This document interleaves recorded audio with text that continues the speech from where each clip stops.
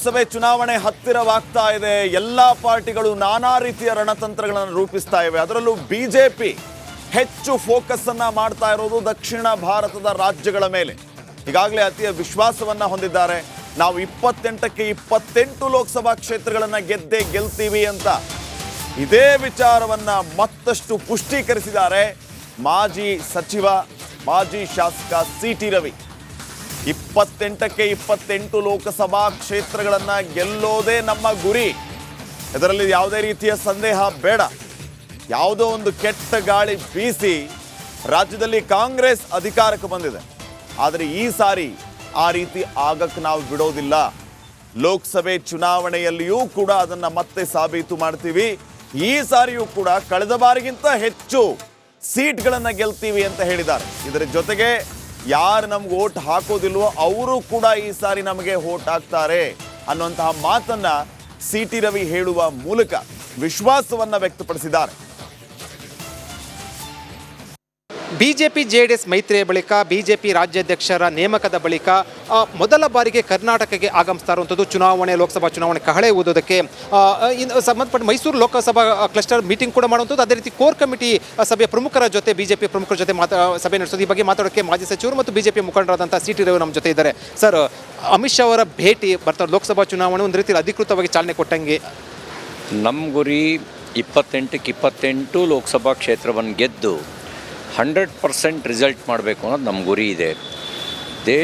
ದೇಶದಲ್ಲಿ ಮತ್ತು ರಾಜ್ಯದಲ್ಲಿ ಜನ ಕೂಡ ಮೋದಿಯವರು ಮತ್ತೊಮ್ಮೆ ಪ್ರಧಾನಮಂತ್ರಿ ಆಗಬೇಕು ಅಂತ ಬಯಸ್ತಾ ಇದ್ದಾರೆ. Irrespective of caste.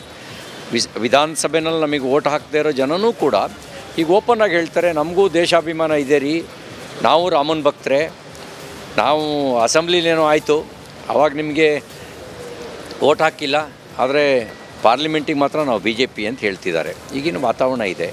ಹಾಗಿರಬೇಕಾದ್ರೆ 28ಕ್ಕೆ 28 ನಾವು ಗೆಲ್ತೀವಿ ದೇಶದ ಹಿತಕ್ಕಾಗಿ. ಪಶ್ಚಾತ್ತಾಪ ಪಟ್ಟಿದ್ದಾರೆ ಕಾಂಗ್ರೆಸ್ಗೆ ಓಟ್ ಹಾಕ್ಬಿಟ್ಟು ತಮ್ಮ ಒಂದು ಭಾವನೆ. ಯಾವುದೋ ಒಂದು ಕೆಟ್ಟ ಗಾಳಿ. ಅಮಿತ್ ಶಾ ಅವರು ರಾಜ್ಯಕ್ಕೆ ಎಂಟ್ರಿ ಕೊಟ್ಟಿದ್ದಾರೆ. CM ತವರು ಜಿಲ್ಲೆಯಿಂದಲೇ ರಣಕಹಳಿನ ಊದೋದಕ್ಕೆ ಸಿದ್ಧಗೊಂಡಿದ್ದಾರೆ. ಈಗಾಗಲೇ ಒಂದು ಸ್ವಲ್ಪ ಮಾಹಿತಿಯನ್ನು ಕೊಟ್ಟಿದ್ದೀವಿ. ಮತ್ತಷ್ಟು ಎಕ್ಸ್ಕ್ಲೂಸಿವ್ ಮಾಹಿತಿಗಳಿದೆ. ಅಮಿತ್ ಶಾ ಅವರ ಕೈಯಲ್ಲಿರುವಂಥ 28 ಅಭ್ಯರ್ಥಿಗಳ ಪಟ್ಟಿಯಲ್ಲಿ ಯಾರೆಲ್ಲ ಇದ್ದಾರೆ, ಯಾರೆಲ್ಲ ಇಲ್ಲ ಅನ್ನೋದ್ರ ಬಗ್ಗೆ ಕೂಡ ಒಂದಷ್ಟು ಎಕ್ಸ್ಕ್ಲೂಸಿವ್ ಇನ್ಫಾರ್ಮೇಷನ್ ಇದೆ.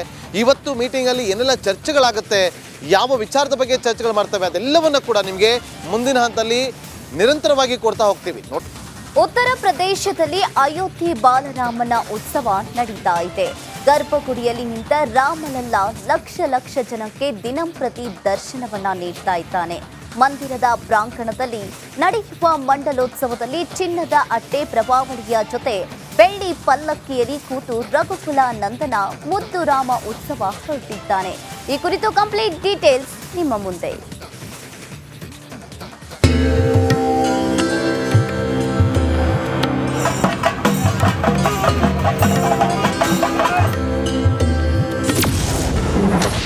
ಅಯೋಧ್ಯೆ ರಾಮ ಮಂದಿರದಲ್ಲಿ ಮಂಡಲೋತ್ಸವ. ಬೆಳ್ಳಿ ಪಲ್ಲಕ್ಕಿಯಲ್ಲಿ ಸವಾರಿ ಹೊರಟ ರಾಮಲಲ್ಲ. ಅಯೋಧ್ಯ ಕಂದನಿಗೆ ಚಿನ್ನದ ಪ್ರಭಾವಳಿ. ಅಯೋಧ್ಯ ರಾಮನಿಗೆ ಮಂಡಲೋತ್ಸವ ನಡೆಯುತ್ತಿದೆ. ಪೇಜಾವರ ಮಠಾಧೀಶ ವಿಶ್ವಪ್ರಸನ್ನ ತೀರ್ಥ ಸ್ವಾಮೀಜಿ ರಾಮಲಲ್ಲನ 48 ದಿನದ ಆರಾಧನೆಯಲ್ಲಿ ತೊಡಗಿದ್ದಾರೆ. ಹೋಮ, ಹವನ, ಅಭಿಷೇಕ, ಪೂಜೆ ನಡೆಯುತ್ತಿದೆ.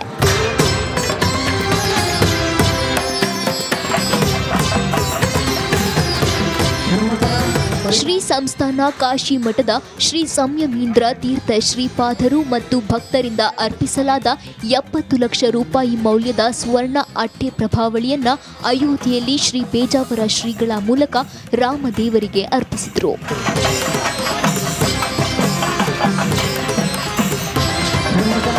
ಕಾಶಿ ಮಠ ಪ್ರತಿದಿನ ನಡೆಯುವ ಉತ್ಸವಕ್ಕೆ ಬೆಳ್ಳಿಯ ಪಲ್ಲಕ್ಕಿಯನ್ನ ನೀಡಿದೆ. ಉಡುಪಿಯ ಸುವರ್ಣ ಜ್ಯುವೆಲರ್ಸ್ನಲ್ಲಿ ಬೆಳ್ಳಿ ಪಲ್ಲಕ್ಕಿ ಮತ್ತು ಚಿನ್ನದ ಅಟ್ಟೆ ಪ್ರಭಾವಳಿಯನ್ನ ನಿರ್ಮಾಣ ಮಾಡಲಾಗಿದೆ. ಇದೀಗ ಪ್ರತಿದಿನ ಉತ್ಸವದಲ್ಲಿ ಬೆಳ್ಳಿ ಪಲ್ಲಕ್ಕಿಯಲ್ಲಿ ಶ್ರೀರಾಮನ ಉತ್ಸವ ಮೂರ್ತಿಯನ್ನಿಟ್ಟು ಮೆರವಣಿಗೆ ಮಾಡಲಾಗ್ತಿದೆ.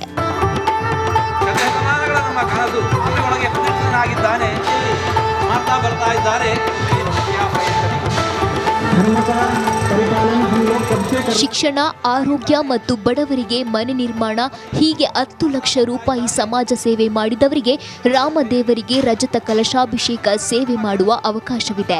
ಜನವರಿ 22ರ ನಂತರ ನಿರಂತರವಾಗಿ ರಾಮನಿಗೆ ಬೆಳ್ಳಿಯ ಕನಸಿನಲ್ಲಿ ಅಭಿಷೇಕ ನಡೆಯುತ್ತಿದೆ. ಪ್ರತಿದಿನ 2 ಲಕ್ಷಕ್ಕೂ ಹೆಚ್ಚು ಜನ ಅಯೋಧ್ಯೆಗೆ ಭೇಟಿ ಕೊಡ್ತಾರೆ. ಪ್ರಪಂಚದಲ್ಲೇ ಧಾರ್ಮಿಕ ಕ್ಷೇತ್ರಕ್ಕೆ ಅತಿ ಹೆಚ್ಚು ಭೇಟಿ ಕೊಡುವ ಕ್ಷೇತ್ರ ಎಂಬ ಕೀರ್ತಿಗೆ ಅಯೋಧ್ಯೆ ಪಾತ್ರವಾಗಿದೆ. ಅಂಕಿತ್ ಜೊತೆಗೆ ಹರೀಶ್ ಪಾಲೇಚರ್, ರಿಪಬ್ಲಿಕ್ ಕನ್ನಡ, ಉಡುಪಿ.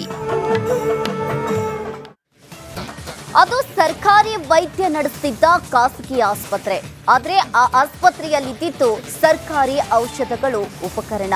ಈ ಆಸ್ಪತ್ರೆಗೆ ಮೇಲೆ ದಾಳಿ ಮಾಡಿದ ಆರೋಗ್ಯ ಇಲಾಖೆ ಅಧಿಕಾರಿಗಳೇ ಸುಸ್ತು ಹೊಡೆದಿದ್ದಾರೆ. ಇನ್ನು ರಿಪಬ್ಲಿಕ್ ವರದಿಯ ಬೆನ್ನಲ್ಲೇ ಈಗ ಆಸ್ಪತ್ರೆಗೆ ದಂಡವೂ ಕೂಡ ಬಿದ್ದಿದೆ. ಈ ಕುರಿತು ಕಂಪ್ಲೀಟ್ ಡೀಟೇಲ್ಸ್ ನಿಮ್ಮ ಮುಂದೆ.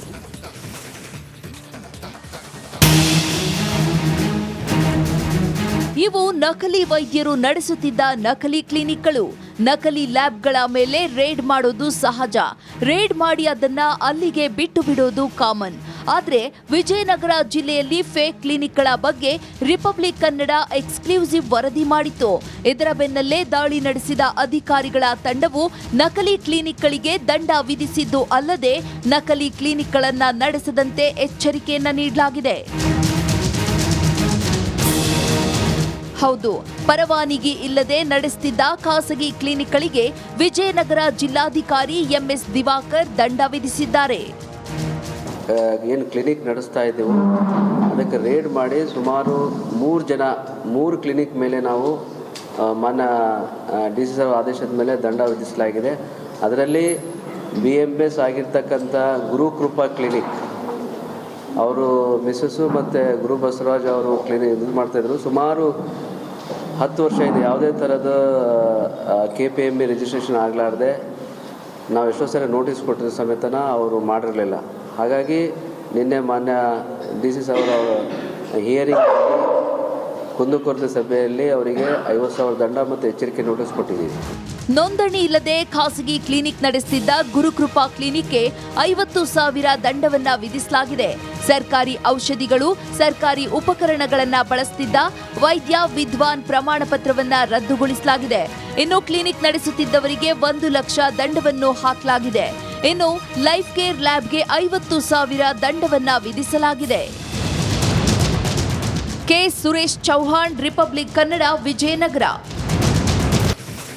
ಸರ್ಕಾರಿ ಜಾಗ ಅತಿಕ್ರಮಣ ತಪ್ಪಿಸೋದಕ್ಕೆ ಸರ್ಕಾರ ನಾನಾ ರೀತಿಯ ಪ್ರಯತ್ನಗಳನ್ನ, ಕಾನೂನುಗಳನ್ನ ತಂದಿದೆ. ಆದರೆ ಸಚಿವರಾಗಿದ್ದಂಥವರೊಬ್ಬರು ನಾನೇ ಸರ್ಕಾರಿ ಜಾಗವನ್ನ ಅತಿಕ್ರಮಿಸಿ ಅಂತ ಹೇಳಿದ್ದೆ ಅಂತ ಒಂದು ವೇದಿಕೆ ಮೇಲೆ ಹೇಳಿರುವಂತಹ ಘಟನೆ ನಡೆದಿದೆ. ಬೇರೆ ಯಾರೂ ಅಲ್ಲ, ಮಾಜಿ ಸಚಿವ ಎಚ್ ಆಂಜನೇಯ. ಇವರು ಸಚಿವರಾಗಿದ್ದಾಗ ಸರ್ಕಾರಿ ಜಾಗ ಅತಿಕ್ರಮಿಸುವಂತೆ ಹೇಳಿದ್ರಂತೆ. ಕಾರ್ಯಕ್ರಮದ ವೇದಿಕೆ ಮೇಲೆ ಎಚ್ ಆಂಜನೇಯ ಈ ರೀತಿ ಭಾಷಣ ಮಾಡಿ ಹೊಸ ಚರ್ಚೆಯನ್ನು ಹುಟ್ಟು ಹಾಕಿದ್ದಾರೆ. ಎಲ್ಲೆಲ್ಲಿ ಜಾಗ ಚೆನ್ನಾಗಿದೆಯೋ ಅಲ್ಲೆಲ್ಲ ಬೇಲಿ ಹಾಕ್ಕೊಳ್ಳಿ, ಮಠಕ್ಕೆ ಎಷ್ಟು ಸರ್ಕಾರಿ ಜಾಗ ಬೇಕೋ ತಗೊಳ್ಳಿ ಎಂದಿದ್ದೆ. ತಹಸೀಲ್ದಾರ್, DC ಯಾರು ಕೂಡ ಕೇಳೋದಕ್ಕೆ ಬರಲ್ಲ ಅಂತ ನಾನೇ ಹೇಳಿದ್ದೆ. ಅಂದರೆ ಸರ್ಕಾರಿ ಜಾಗವನ್ನು ಇವರೇ ಮುಂದೆ ನಿಂತು ಸಚಿವರಾದ ಮಾತ್ರಕ್ಕೆ ಅತಿಕ್ರಮಣ ಮಾಡಿ ಅಂತ ಹೇಳಿದ್ದಾರೆ. ಅದನ್ನು ಇವರು ಒಪ್ಕೊಂಡಿದ್ದಾರೆ. ಈಗ ವೇದಿಕೆ ಮೇಲೆ ನಾನೇ ಸ್ವಾಮೀಜಿ ಅವ್ರಿಗೆ ಹೇಳಿದ್ದೆ ಅಂತ ವೇದಿಕೆ ಮೇಲೆ ಭಾಷಣ ಮಾಡಿದ್ದಾರೆ. ಅವ್ರು ಏನು ಹೇಳಿದ್ದಾರೆ ಒಂದ್ಸರಿ ಕೇಳಿಸ್ಕೊಂಬರೋಣ. ನಿಮಗೆ ಎಷ್ಟು ಬೇಕೋ ತಗೊಂಡು, ಶಕ್ತಿ ಇರುವಷ್ಟು ಜಾಗ ತಗೊಂಡು ಅಂತ ಹೇಳಿದ್ರು. ಈ ಕಡೆಗೆಲ್ಲ ತಗೊಂಡು ನಿಮ್ಗೆ ಯಾರು ಬರೋಲ್ಲ, ಯಾವ ಮಿನಿಸ್ಟರ್ ಬರೋಲ್ಲ, ತಹಸೀಲ್ದಾರ್ ಬರೋಲ್ಲ. ಮಠ ಏನು ಸರ್ಕಾರ ಏನು ಆಂಜನೇಯ ಹೆಸರಿಗೆ ಅಪೂರ್ಣ ಹೆಸರಿಗೆ ತಗೊಂಡ್ರೆ ಯಾರು ಅಧ್ಯಕ್ಷ ಮಾಡಿದ್ರು. ಸರ್ಕಾರ ಮಾಡುವಂತ ಕೆಲಸನ ಒಂದು ಮಠ ಮಾಡುತ್ತೆ. ಈ ಸಮಾಜ ಕಟ್ಟುವಂತ, ಶಿಕ್ಷಣ ನೀಡುವಂತ, ಸರ್ಕಾರ ಸಮಾಜವನ್ನು ನಿರ್ಮಾಣ ಮಾಡುವಂತ ಕೆಲಸ ಏನಾಗುತ್ತೆ, ಮಠಾಧೀಶರು ಸಮಾಜ ಮಠ ಮಾಡುತ್ತೆ. ಅದರಿಂದ ಇದಕ್ಕೆ ಯಾವುದೇ ಬೇಲಿಲ್ಲ ಇಲ್ಲ. ಎಷ್ಟು ವಿಶಾಲವಾಗಿದೆ, ಎಲ್ಲರೂ ಚೆನ್ನಾಗಿದೆ, ಎಲ್ಲ ಬೀದಿ ಒಪ್ಪಂದಾಗಿದೆ. ಹೌದು ಸ್ವಾಮೀಜಿ, ಅದು ಅವಾಗ ಆಗುವುದಿಲ್ಲ. ಇಲ್ಲಿ ಪೂರ ಮಣ್ಣಿನೆಲ್ಲ ಹಾಕ್ಸ್ಬಿಟ್ಟು ಅದರಿಂದ ಎಷ್ಟು ಸಾಧ್ಯ ಇದೆಯಲ್ಲ ಅವ್ರದೇನಲ್ಲ ಏನಲ್ಲ ಸಮಾಜಕ್ಕೆ ನಮ್ಮ ಅವಧಿಯಲ್ಲಿ ಒಂದು 2 ಕೋಟಿ ಒಳ್ಳೆ ಬಲವಾದಂತ ಬಿಲ್ಡಿಂಗ್ ಅನ್ನು ಕಟ್ಟಿದ್ದಾರೆ. ಇವತ್ತು ಶಿಕ್ಷಣ ಅದೆಲ್ಲ ಮಾಡಿ ಒಟ್ಟಾರೆ ಈ ಸಮಾಜದಲ್ಲಿ ಒಗ್ಗಟ್ಟು ಹೋಗ್ಬೇಕು. ನಿಮ್ಗೆ ಎಷ್ಟು ಬೇಕೋ ತಗೊಳ್ಳಿ, ಶಕ್ತಿ ಇರುವಷ್ಟು ಜಾಗ ತಗೊಳ್ಳಿ ಅಂತ ಹೇಳ್ಬೇಕು. ಕೋಟೆ ನಾಡಿಗೆ ಎಂಟ್ರಿ ಆದ್ರೆ ಸಾಕು, ಚೀನಾ ಮಹಾಗೌಡಿಯಂತೆ ಕಾಣ್ತಾ ಇದ್ದ ಡಿವೈಡರ್ಗೆ ಕೊನೆಗೂ ಮುಕ್ತಿ ಸಿಕ್ಕಿದೆ. ಆ ಮೂಲಕ ಶಾಸಕರು ತಾವು ಎಲೆಕ್ಷನ್ ವೇಳೆ ಕೊಟ್ಟ ಮಾತನ್ನ ಉಳಿಸಿಕೊಂಡಿದ್ದಾರೆ. ಈ ಕುರಿತು ಕಂಪ್ಲೀಟ್ ಡೀಟೇಲ್ಸ್ ನಿಮ್ಮ ಮುಂದೆ. ಕೋಟೆ ನಾಡಿನಲ್ಲಿ ನೆಲಕಚ್ಚಿದ ಅವೈಜ್ಞಾನಿಕ ಡಿವೈಡರ್. ಶಾಸಕ ಕೆಸಿ ವೀರೇಂದ್ರ ಪಪ್ಪಿ ಎದುರೇ ಢಮ್ ಢಮ್ ಡಮಾರ್.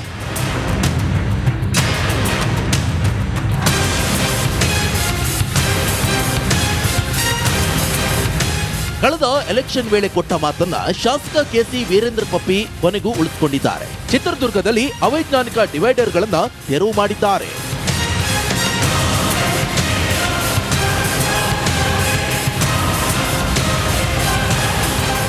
ನಗರದ ಆರ್ಟಿಒ ರಸ್ತೆ ಮುಂಭಾಗ ಅವೈಜ್ಞಾನಿಕ ಡಿವೈಡರ್ ತೆರವು ಕಾರ್ಯಕ್ಕೆ ಚಾಲನೆ ನೀಡಲಾಯಿತು.